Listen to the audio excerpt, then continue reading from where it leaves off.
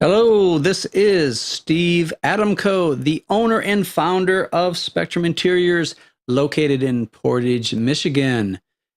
This little mini broadcast is based on some things I've seen on the internet. And here's a good phrase: call Michigan's top interior designers, residential and commercial. Well, I looked at what the definition of top is, and top is the highest or uppermost point, the summit, the peak, the pinnacle, the crest, the crown, and the apex. So it's very similar to the phrase best in its class used by the automobile industry. When it comes to interior designers, we have to find out what class you are in, that you say that you are the best in. Now that makes sense, doesn't it? Well, today, especially here in Michigan, there's a lot of fluff out there, everywhere, in the interior design field. And in Michigan, compared to other states, we have no regulations over interior designers. We have no Title Act or Registration Act or anything like that. So in Michigan, interior design is a very easily infiltrated field, with a barrier to entry so low that even a chihuahua could jump over it. Passing the NCIDQ exam can be a very good indication of the quality of an interior designer. It's very similar to the bar exam for attorneys, but you have to remember this: 50% of the attorneys graduated in the bottom half of their class.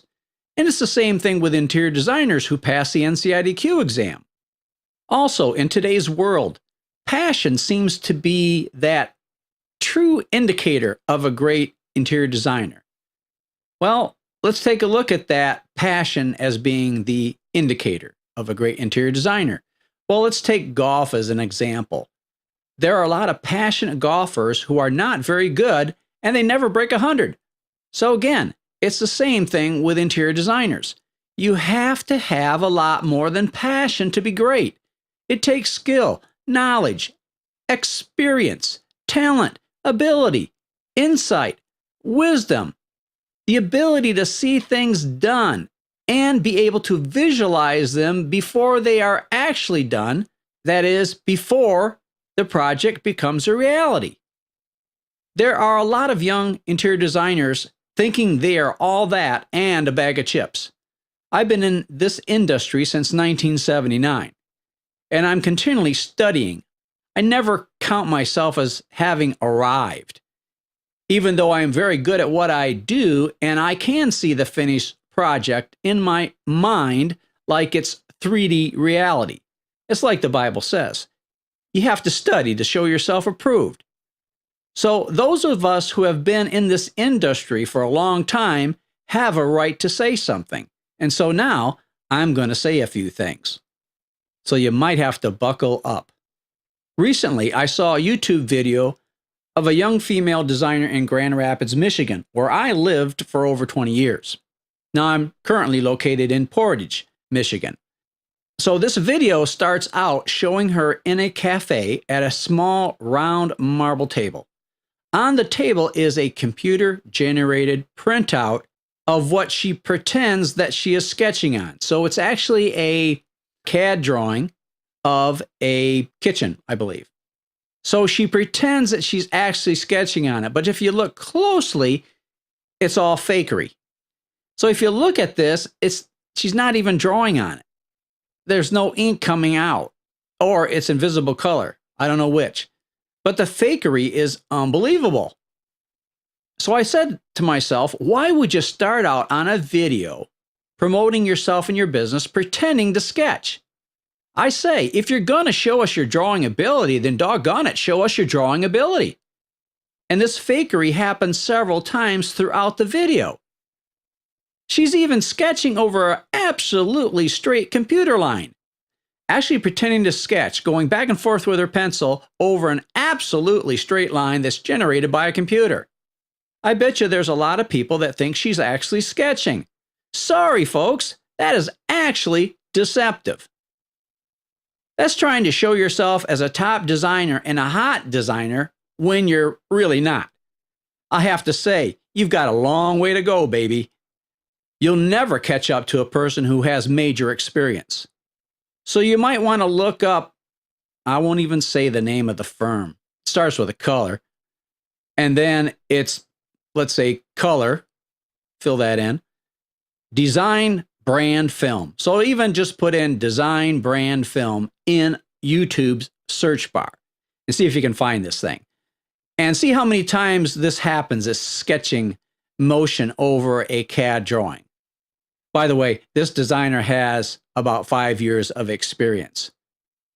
So there's a lot of these young designers promoting, at least to others out there that are listening and watching, promoting that they got it all. And I mean, they got it all. Well, I'm sorry to break your bubble, but you don't. Okay? You can never catch up to somebody who's got 38 years in design and is operating at the highest level.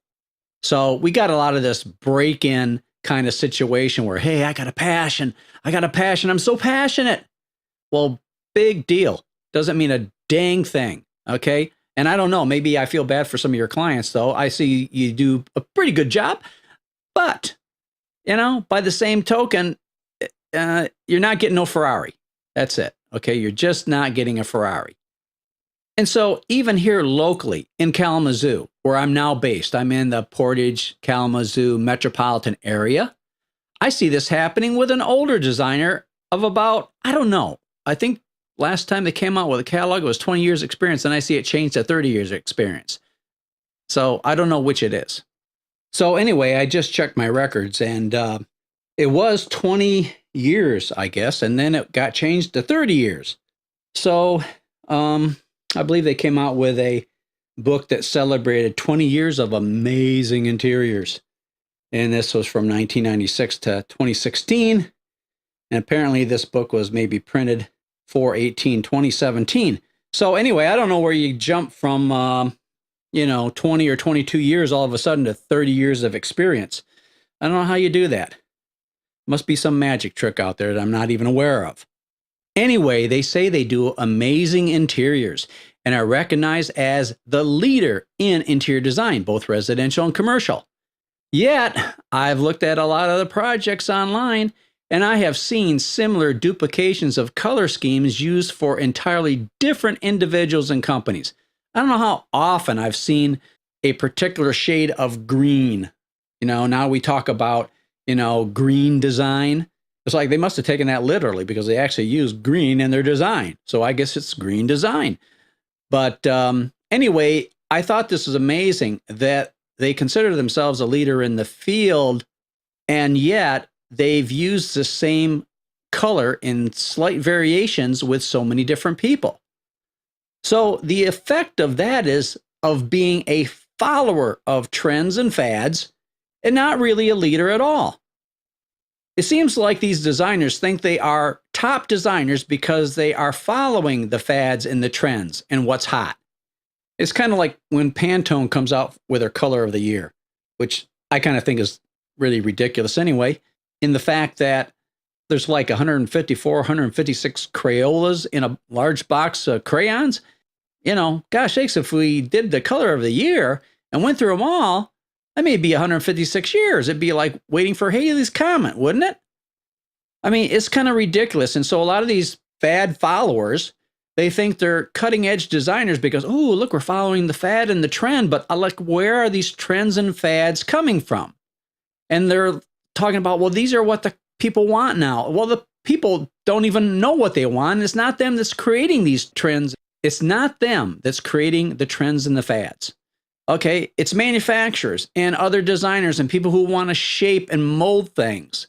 Okay, so some of this is kind of ridiculous because we live in a very interconnected world with all these cultures and everything, and we should be able to have anything we want at any time we want.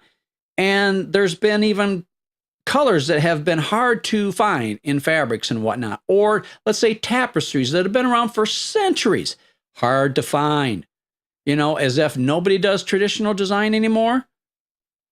Like I say, I've seen enough of it. It's getting a bit ridiculous.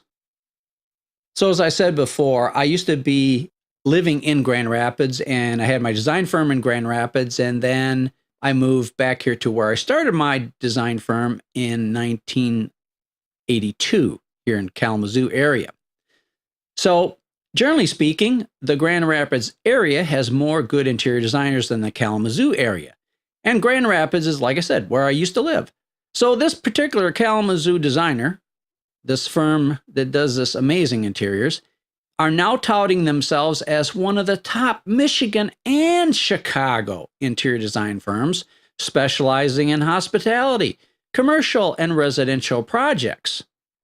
So now they have apparently jumped from Kalamazoo past Grand Rapids, and they're now one of the seemingly top design firms in Chicago. Well, that just isn't true. You know, this designer and their firm use the moniker Amazing Interiors. All I can say is that you don't know what amazing is.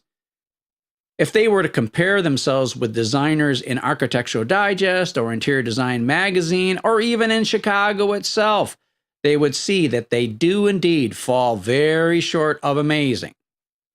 So I have to say that this lack of ability to properly slot themselves, put them in the right slot in the whole spectrum of interior designers and interior design firms is very short-sighted.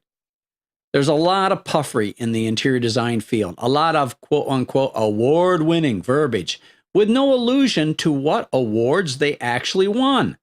Some of these awards are no big deal at all.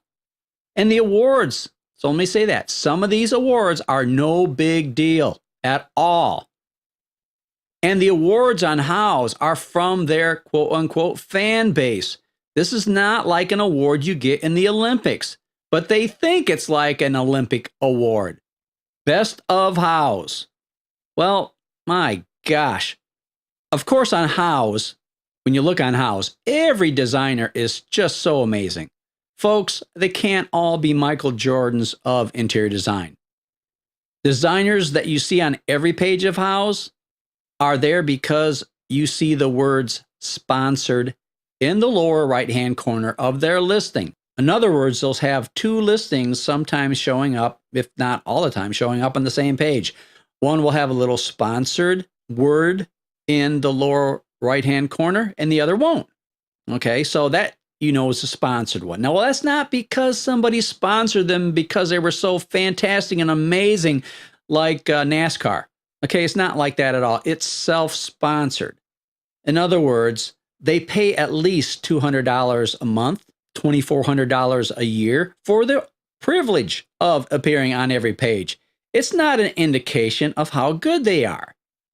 Another issue is too many people rely on word of mouth when looking for an interior designer. Well, I believe in word of mouth, but it all depends on whose mouth the words are coming out of. Take a look at the reviews on the website of Houzz. It's just that some people don't know what they don't know. They will review some designer whose work is not all that good and say that they are, this designer, second to none. I can't believe how many people say, oh my gosh, you are a kindergarten designer, and the people that you have done work for say that they are second to none. And most of the time, it's mostly all women on Houzz, for the most part. So second to none, it's like, what planet are you from? Have you not seen what's even available? And I understand that in your world, it's second to none, but it's kind of like, I don't know, let's just take a Pinto, for instance, a Ford Pinto, second to none as an all-around car, a sports car, a luxurious car. The Pinto is second to none. That's basically what they're saying there. It's like, oh my gosh, they just haven't seen much in the world of interior design, and I feel sorry for them. Another thing that happens when you Google interior designers or Google the broad category search of interior designers is that a lot of times they're paying for ranking. Also, a lot of them show up on the top of the list because someone is doing their SEO for them. It stands for search engine optimization. So there are companies in the internet world that do this type of work to make your site stand head and shoulders above other people, even if you're not as good as other people in interior design. So obviously it's a firm outside with expertise in SEO. Sometimes it's in-house. So usually it's an outside firm with expertise in SEO, which means that that's their business of making websites really pop and get higher up in the rankings. So they're the ones, not the interior designer, that's making the designer look good and their website look good. Aside from, photos and things like that. But that's what enables them to come up in the top of Google searches. So everybody's trying to be on the first page. Okay, well, there's enough interior designers out there. I mean, gosh sakes, it's like, seems like one for every 5 households nowadays. I mean, every time you turn around, somebody's like, hey, I'm an interior designer too. And what did you do before you became a designer? Oh, just drove trucks, and actually I quit last month, and I've been a designer now for a month, and I'm really, kicking butt. It's like, okay, thank you very much. So as I say, everybody can't be on the first page of a Google search. So most people, stats show that most people will not go past page 1. They won't go on to page 2, 3, and 4. Okay, that is stupid. Okay. It behooves you to look on page 3, 4, and 5. As a matter of fact, I always dig to about page 12, sometimes page 15 on a Google search. And I have been, no kidding, generously rewarded because of it. It's as if I found hidden treasures of gold because I was willing to dig deeper than most. So many times I've said, whoa, unbelievable what I just found. But most people, they just don't want to expend the effort. They don't want to go through 5 pages of Google. Well, I'm sorry. Sometimes you'll find your best designer on page 3, 4, or 5. They won't all be on page 1.